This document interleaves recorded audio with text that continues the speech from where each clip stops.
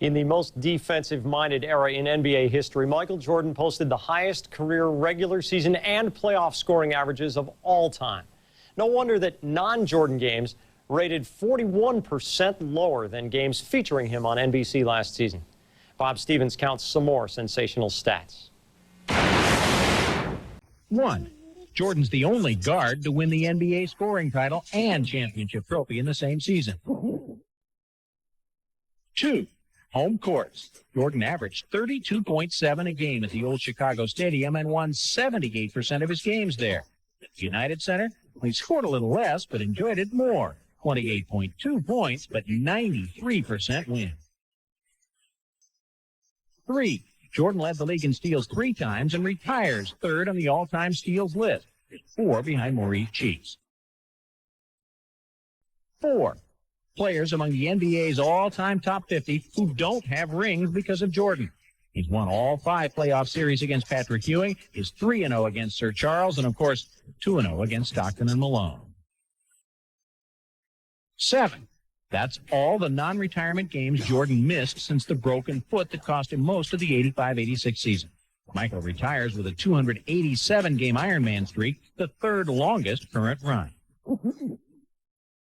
8.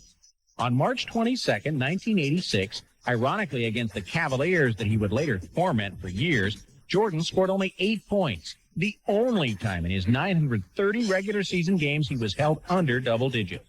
The streak concludes at 840 straight. 9. In Jordan's last 9 full seasons, he made the NBA All-Defensive. 10. Times Jordan fouled out of a regular season game, but not since November 22nd of 91. He also fouled out 3 times in the playoffs, but never in the 90s. 12. Jordan wore this number once, Valentine's Day of 1990 in Orlando, after his jersey had been stolen. He scored 49 points. 19.6. Yes, Dean Smith was the last guy to hold Jordan under 20 points a game. 19.6, his junior year at Carolina, though he did win the Naismith and Wooden Awards that year. 23. Mike Bratz had it in Chicago before Michael, who came in and led the Bulls in scoring, rebounding, assists, and steals. Only 6 other players have ever done that, and none of them were rookies. 30. Only 3 NBA players averaged over 30 points in a season after the age of 30. Rick Barry and Jerry West, the other 2, but Jordan was the oldest at 32. 31.5. Jordan's career scoring average at home, and amazingly, his average on the road. 35.9. Jordan's average in his favorite shooting venue, Philly's Old Spectrum, although the Bulls lost 14 of his 21 games there. Milwaukee's Bradley Center and the Boston Garden finished 2nd and 3rd. And something you can't put a number on, remember that final shot? Well, number 23 finished that game with his other favorite number, 45. Next, a game of the week that features the 9-time All-Defensive Team member when Michael Jordan stole the show from Karl Malone. He is suffering from flu-like symptoms. I really felt like I was on deathbed. 38 points for the King. This will go down as one of the extraordinary playoff performances in the history of the NBA. Dehydrated and desperate, Jordan led the Bulls to Game 6 and World Championship number 5 in '97. The Bulls' last 2 titles, won in 6 games, both against Utah. Jordan played the same number of minutes. He had the same shooting percentage from the field and foul line, and he had the game-high point total in both clinching contests. Statistics near equal.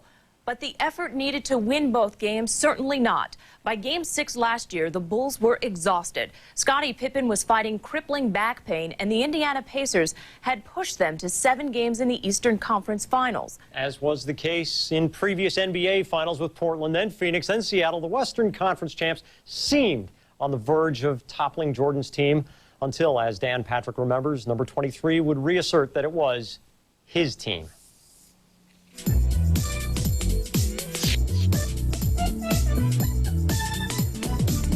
I thought it was going to be a Game 7. I thought all day long it was going to be a Game 7, and that we've played them in Game 7.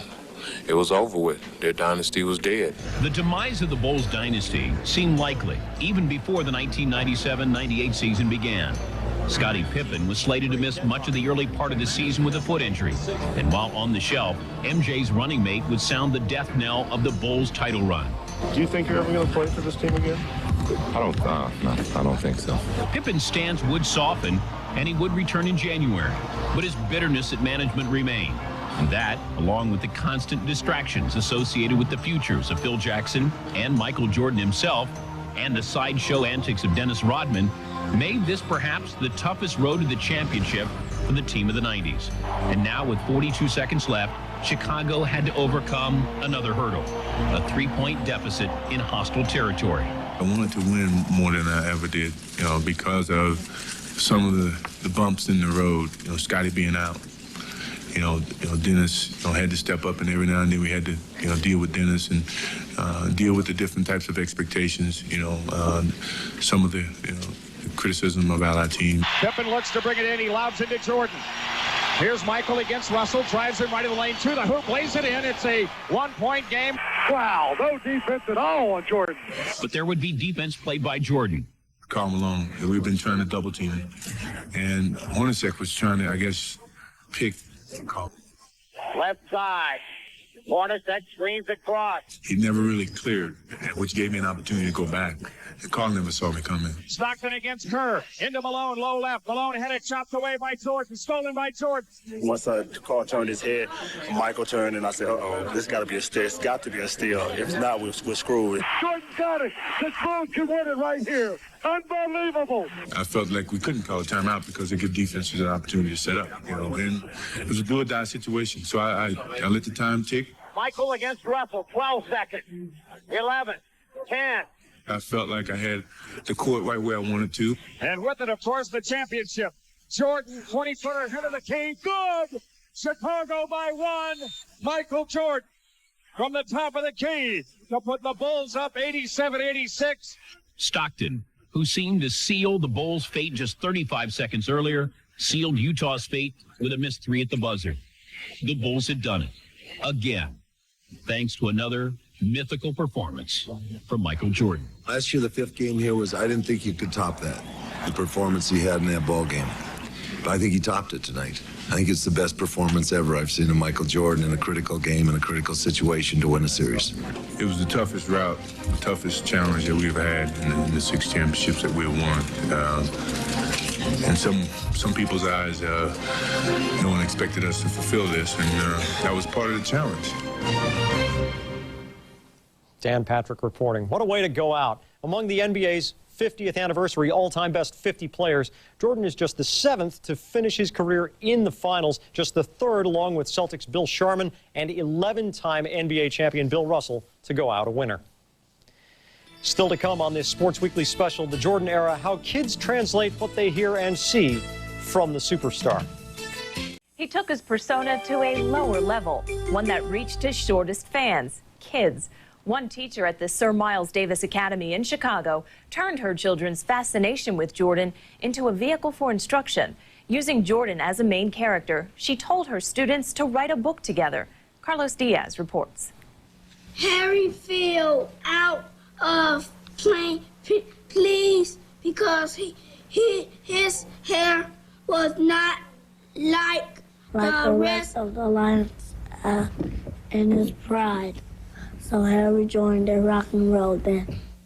Harry the Lion's Problem is a 20-page book written by an elementary school class at Miles Davis Academy on the south side of Chicago. It's a story of a lion named Harry who has lost his mane. Harry feels out of place and runs away from home. But when he goes to a Chicago Bulls basketball game and sees that his hero, Michael Jordan, also doesn't have any hair on his head, he learns that you can look different from others and still be accepted by those around you. In their own way, the moral of the story was, you can be different, but you can be loved. You can be different, but you can still succeed. This story is not your normal fairy tale with sorcerers and princesses. Instead, these inner-city children incorporated the harsh reality that they see in their everyday lives. the single-parent families, the economic despair, and the neighborhood violence. And their hero is not a knight in shining armor, but rather a basketball player who has been bringing the city of Chicago golden trophies as long as these children have been alive. Well, our school has about a 96% poverty rate. Our kids and our families face a lot of hardships. This is a gang-infested neighborhood. A lot of violence, a lot of substance abuse. So just in the environment, these families face tremendous difficulties. This book is quite an accomplishment for a group of 7, 8, and 9-year-olds. But even more impressive is the fact that most of the students in Miss Perry's classroom are dealing with some sort of learning disability or behavioral disorder. This is a classroom of special needs children, and it's what we call a cross-categorical classroom, so that there are children in this classroom with some learning difficulties, with some maybe more severe cognitive difficulties, and then there are children in this classroom with emotional and behavior problems. The children in Miss Perry's class share a city with Michael Jordan, but their worlds might as well be a million miles apart. Jordan's influence has closed that gap, though, and touched these children in ways perhaps even he cannot imagine. In a project like this, I think they found something that they could relate to with Michael Jordan. They saw something in Michael Jordan like them, because they saw his baldness as a weakness. And these kids may be made fun of or just face this bombardment of negative messages that come to them. But in this story and with projects like that in our curriculum, I think they found a hopefulness. Any of us can write fairy tales because fairy tales are our own ideas. And the children, in writing their own ideas, they love to hear it. They love to hear the story read, and after you get through reading it, they clap for themselves because it was something they did, but yet still was a story. And to them, it had a happy ending. Harry told the rock and roll band he was getting the band and going home. Harry rode the next bus home to his family. Everyone was very glad to see Harry. Harry was glad to be home. And there will be no returning home to North Carolina for Michael Jordan. He stated on Wednesday, Chicago will remain his home. Meanwhile, officials at the Sir Miles Davis Academy are hopeful the book will be published, so copies are available to other schools. Next on this Sports Weekly special, the Jordan era, the link to the other all-time greats of North American sport, Babe Ruth and Muhammad Ali. They all transcended the game.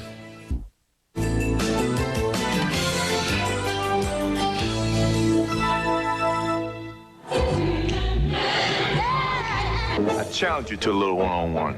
Try Rayovac. Sure it's not the shoes? I'm sure, Mark. I'm Michael Jordan, and you've been briefed. Sometimes I dream. Hey, Jordan, and hey, Jordan. According to Forbes magazine, Michael Jordan's ranked at the top of the Super 40 highest paid athletes every year this decade. From 1990 through 97, Jordan made an estimated $240 million in endorsements and non-basketball salary alone. First, there was Babe Ruth, who made more money than the president. Then there was Muhammad Ali, who broke the piggy bank and opened up huge purses for fighters. This generation had Jordan.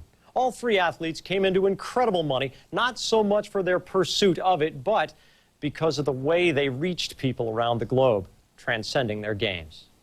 Their reputations preceded them. The world embraced them. Michael Jordan crested the NBA's international wave. He was the most popular athlete in France the week the Bulls played there in the 90s, as Ali was in Zaire and in the Philippines in the 70s, as Babe Ruth was in Japan on his tour in the 30s. Ruth changed baseball by giving it the long ball in post-World War I, pre-Depression America. Power was at a premium, even, maybe especially, power which was rumored reckless. It was the time of Prohibition, when winking at naughtiness was a widely accepted part of American life. Well, he drank a lot. He ate like 10 King Kongs. He liked the ladies a lot. He'd come out and stay out all night and go out and get him a hot dog and hit you 2 or 3 home runs. And no man ever lived that could play the part of Babe Ruth off the ball field. That's a fact. Ruth's home runs were rising over New York, a city of double-digit daily newspapers fighting for circulation, staffed by sports writers whose descriptions weren't bound by comparison to the accuracy of videotape. Ruth's print-fed image and new national radio networks were synergistic. Radio is the medium of the imagination, and baseball's pace is perfectly suited to it. Jordan emerged as an NBA star just as cable television began to be profitable. He fit the phenomenon. A mushrooming of an entire subculture of television shows, not just showing more and more games, but showing things like ESPN, where the sports fan can get a saturation of Michael. The goal of every television network is to attract an audience, then keep it. Images of Jordan got people to stop and watch, if only for a spectacular 30 seconds. No athlete has had more airtime on this network than Jordan, but consider that of his cumulative hundreds of ESPN on-air hours, not 1 second has been playing an NBA game live. Cable also splintered the marketplace. Market researchers figured out how to hunt down each segmented target of the commercial quarry. In the kingdom of the 30-second spot, the crown belonged to a man for whom 24 seconds always was more than enough time. His ads became his public persona. It wasn't the shoes, it was opportunism, capitalizing at first on kids who would buy Nikes and shrewdly, conservatively expanding, but only with market leaders. Jordan perfected the craft Ruth and his agents first grandly exploited. The Bambino endorsed anything and everything. What Muhammad Ali sold was himself. Joe Frazier is in trouble. I predict he will not stand a chance getting in theaters. Ali's outrageousness was surpassed only by what appeared to be his genuine belief in what he said. Yes, he was changing his game. No heavyweight ever had shown such quickness. But beyond his body, it was his mind that one couldn't ignore. Brash to the point of offensive, he publicly espoused unpopular themes. Following his conscience, he hit a nerve in a nation already wrestling with its actions in the Vietnam conflict by refusing to be inducted into the armed forces. I will not go 10,000 miles from here to help murder and kill another poor people simply to continue the domination of white slave masters over the darker people of the earth. As Ali fit the rebellious 60s and Ruth the roaring 20s, Jordan fit this decade. Quiet by his nature, he was pilloried by some African Americans for not taking social stands. Yet very few private citizens of any race take public positions in the politically correct 90s. His personality was a comfortable match. In any era, Ruth, Ali, and Jordan would have risen to sports immortality by their accomplishments. That they went beyond that to win widespread adoration from the majority that pays only fleeting attention to sports is the luck of timing and the measure of their genius. All-Stars faces than anyone in NBA history. This one over Patrick Ewing was the shot most favored by those responding to the ESPN.com poll. Yet despite the explosive means of his on-court confrontations, Jordan still won universal admiration. His adversaries were in awe, even as he reduced their dreams to rubble.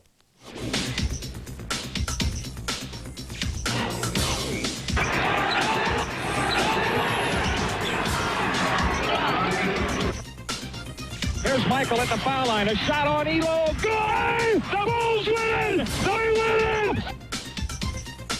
Great defensive effort by Jordan, who has it on the break. Driving all the way in.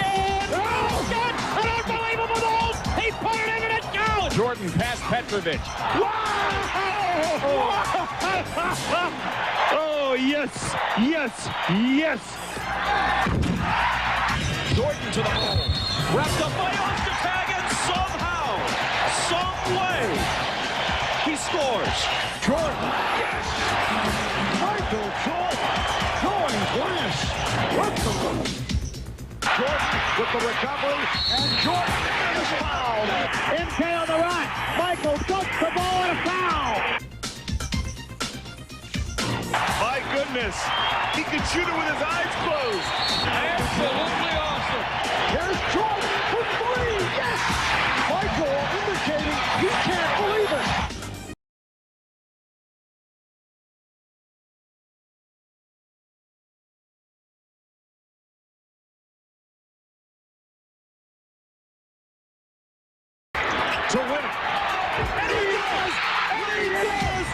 3, 2, Michael falls, fires. Yeah! Does it again! The ball's where he looks at the crowd.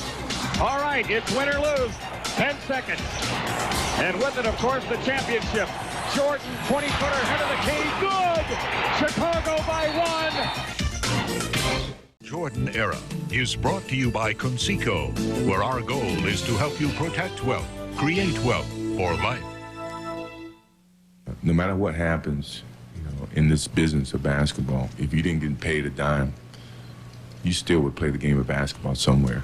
And that love has to be illustrated in the way that you play the game and the way that you carry yourself on and off the court. And I think that's something that we all, as athletes, not just professional basketball players, but all professional athletes have to take into account when they're stepping out in the public's eye. So who's got next? That's tomorrow's story. For today, we close with some final thoughts and pictures. He earned $33 million salary in his final season, and a lot of people thought he was underpaid at that. When Michael Jordan negotiated his first professional basketball contract, he asked for a special clause. He wanted, against NBA All-Stars or kids on a roadside rectangle of dirt, wherever and whenever, the right to play. The joy of the game clause, it came to be known. This was preposterous. Professional sports were about pay for play. They give you the money, you give them your body. You do not jeopardize their investment. And here was a guy who demanded the right to risk, to play basketball anytime, anywhere, so no one could stop him from doing it. Of course, no one could stop him. Some scholars have said he is perfectly located in time, arriving in the 1980s during the cable TV explosion, playing a sport which packs action into small compartments. 25 seconds of Michael Jordan highlights were a congruous fit for an era in which spare time was vanishing. Michael Jordan amazed us strategically, athletically, consistently. Yet what came through, even to those who saw him only on television, was that he loved his game. He amazed himself and thrilled at his own amazement. To see Jordan's play was to feel it. At a time when the entity known as NBA Entertainment was coming to life, Jordan was doing that thing which is so hard for an entertainer. He touched fans without ever knowing them. He was having fun. You knew it. And he knew. That connection became the common denominator. And the common enumerator. Corporations spent millions